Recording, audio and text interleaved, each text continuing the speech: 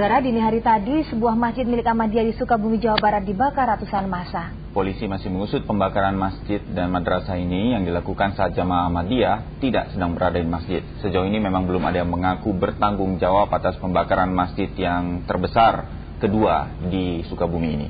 Hingga dini hari tadi api masih berkobar di sekitar masjid terbesar milik jamaah Ahmadiyah yang ada di Sukabumi, Jawa Barat. Pembakaran masjid ini merupakan puncak dari emosi warga tampaknya yang menilai keputusan pemerintah menutup aktivitas peribadatan jemaah Ahmadiyah tampaknya setengah hati. Apalagi hingga kini kegiatan peribadatan ajaran Ahmadiyah masih terus berlangsung. Sebagai pusat kegiatan Ahmadiyah terbesar kedua di Indonesia pasca keputusan Bakor Pakem Kejaksaan Agung, sebelumnya seluruh organisasi massa Islam di Sukabumi telah merapatkan barisan dan meminta aktivitas ibadah jemaah Ahmadiyah di Sukabumi ditutup. Pihak Polsek Parakan Salak kini masih menyelidiki dan mengamankan sejumlah jamaah. Dari laporan yang kami terima dari pembakaran masjid ini tidak ada korban jiwa. Hanya saudara, suasana Kabupaten Sukabumi menjadi sepi. Liputan 6 pagi telah tersambung dengan Kapolres Sukabumi AKBP Guntur Gafar untuk mengetahui perkembangan penyelidikan. Pak Guntur, selamat pagi. Assalamualaikum. Waalaikumsalam. Sudah ada yang ditahan Pak Guntur untuk kasus pembakaran masjid ini hari tadi? Gimana Pak? Sudah ada yang ditahan berkaitan dengan pembakaran masjid di Sukabumi ini? Bukan ditahan ya, tapi dengan informasi yang kita dapat dari masyarakat maupun anggota kita di lapangan saat mengamankan, itu 8 orang kita ambil keterangan sebagai saksi. Iya. Indikasi kemudian dari para saksi ini, siapa yang melakukan pembakaran sudah bisa diketahui? Kita belum mengarah kepada apa jenis dia penggerak atau pelaku, tapi kami masih mengambil dia sebagai saksi saja. Saksi-saksi ini apakah warga sekitar, orang Sukabumi atau orang dari luar Sukabumi? Bisa kami tahu? Warga masih Sukabumi. Jadi mungkin dari awal bisa saya jelaskan. Pada 18.00 bulan Maret, Polsek kita Parakan Salak menerima SMS dari Ustadz Endang, yaitu Ketua Forum Komunikasi Jamiatul Mubalikin, yang pada hari Jumat kemarin melakukan istiqosah di masjid yang terdekat dengan basis dari jamaah Ahmadiyah tersebut. Setelah itu Kapolsek bersama Muspika menemui pengurus Iwan Gunggun dari jamaah Ahmadiyah. Ini masjid belum dibakar ya Pak Guntur ya? Belum.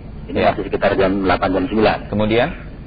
Mereka minta simbol daripada penutupan atau penghentian kegiatan daripada jamaah Ahmadiyah, yaitu disepakati penurunan plang nama akhirnya dilaksanakan. Ya. Namun masa menuntutnya penutupan daripada masjid. Akhirnya kita nego lagi, disepakati. Namun pada sekitar jam 23.00 ada masyarakat yang kita identifikasi dari masyarakat dari desa Bojongasi, berjarak 6 kiloan dari lokasi TKP, berdatangan. Karena memang malam, kita tutup 2 jalan utama. Ternyata di balik dari masjid ini kan belakangnya sawah, daerah selokan begitu. Dia masuk melalui situ, dia lempar masjid, dan ada masa juga masuk itu ada yang jadi pembakaran. Ya. Kita geser anggota ke sana, tapi sudah terjadi.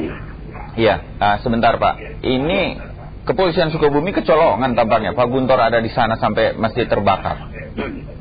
Jadi memang konsentrasi kita pada 2 jalan utama. Ternyata mereka di tengah kegelapan malam gitu ya, mereka masuk belakang. Padahal kita sudah nego kepada tokohnya. Ya. Ternyata mereka masih ada jalan masuk lewat belakangnya. Ya. Pak Guntur, tahan sebentar, saya bacakan ini dan Bapak juga bisa mengikutinya mudah-mudahan di rumah. Pembakaran Masjid Al-Furqon, saudara, dan juga sekolah madrasah milik jamaah Ahmadiyah di Sukabumi, Jawa Barat menyisakan kesedihan dan ketakutan bagi jamaah Ahmadiyah yang sempat menjadi saksi mata pembakaran menjelang tengah malam tadi di Sukabumi. Rina dan ibunya misalnya melihat kejadian berlangsung berada tidak jauh dari amuk massa. Mereka berduanya terpaksa lari dan bersembunyi di rumah mereka. Berikut kesaksian dari jemaah Ahmadiyah yang menyaksikan kejadian semalam. Buka jamnya. Nggak berani. Mau teriak-teriak gitu nggak? Iya. Teriak-teriak apa tuh, bakar apa gimana? Bakar tempat itunya, pengemarannya, terus kan nggak kebakar terus. Terus mereka disuruh bubar nggak mau. Harus sampai terbakar, harus sampai habis gitu. Sempat lihat di Nela berapa banyak? Nggak sempat, saya nggak sempat melihat, saya nggak berani soalnya. Saya cuma berdua sama ibu. Lemas banget. Kuat, saya ngumpet aja di belakang, di kamar belakang. Ratusan Bu yang suaranya yang banyak orang. Iya. Udah gitu, ada sempat kayaknya sih masih bukan orang tua.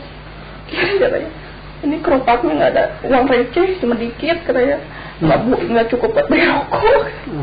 Terus ada yang sampai gini, nggak ada yang duduk di belakang. Kayak, ayo. Bakal terus paimaran. Terus ini bukan masjid, imam bukan masjid. Terus nggak dosa. Buat apa mau hancurin, jauh-jauh datang katanya. Kita cuma ngedengerin aja gitu.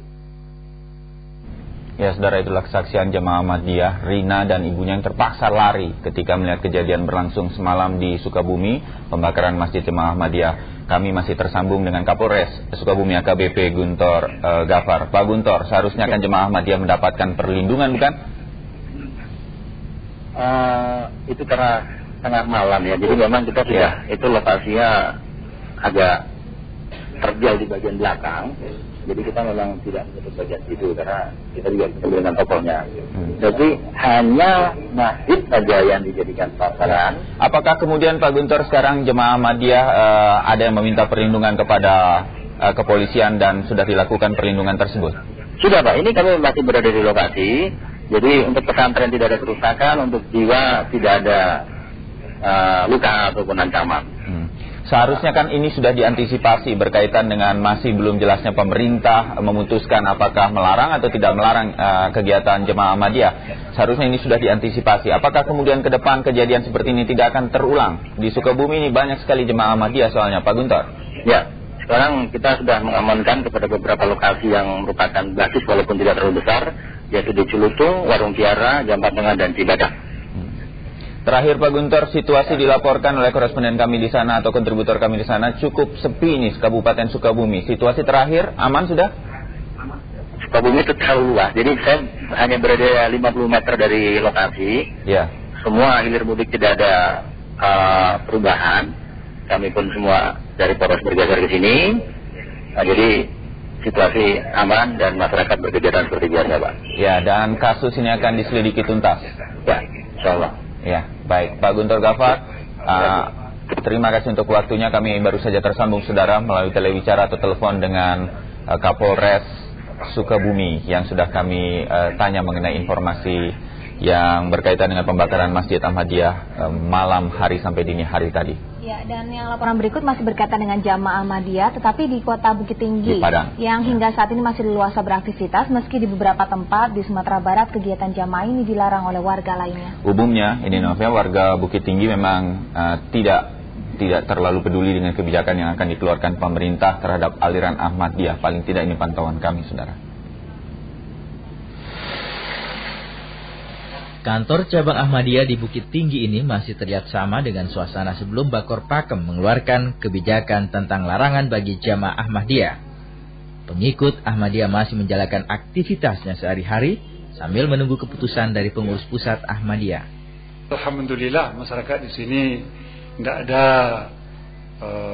memberikan tekan-tekanan, alhamdulillah tidak ada. Toleransi lah. Artinya semangat ukhuwah Islamiyah tetap berjalan. Di kota ini terdapat hampir 100 orang pengikut Ahmadiyah. Lantas, bagaimana pandangan warga Bukit Tinggi terhadap aliran Ahmadiyah? Kita beribadah menurut kepercayaan kita. Ya, jangan ada konflik vertikal terjadi. Tidak ada masalah. Kalau urusan agama itu kan urusan kita dengan masing-masing dengan Tuhan. Jadi tidak mempengaruhi. Kalau tidak mempengaruhi, ya biarin aja lah dia. Yang kita kepercayaan agama itu kan tergantung. Inilah salah satu potret toleransi beragama, tidak saling menghujat dan merusak, namun justru memberi rasa aman dan tenang kepada warga Ahmadiyah untuk tetap menjalankan aktivitas beragama. Aldian melaporkan dari Bukit Tinggi, Sumatera Barat.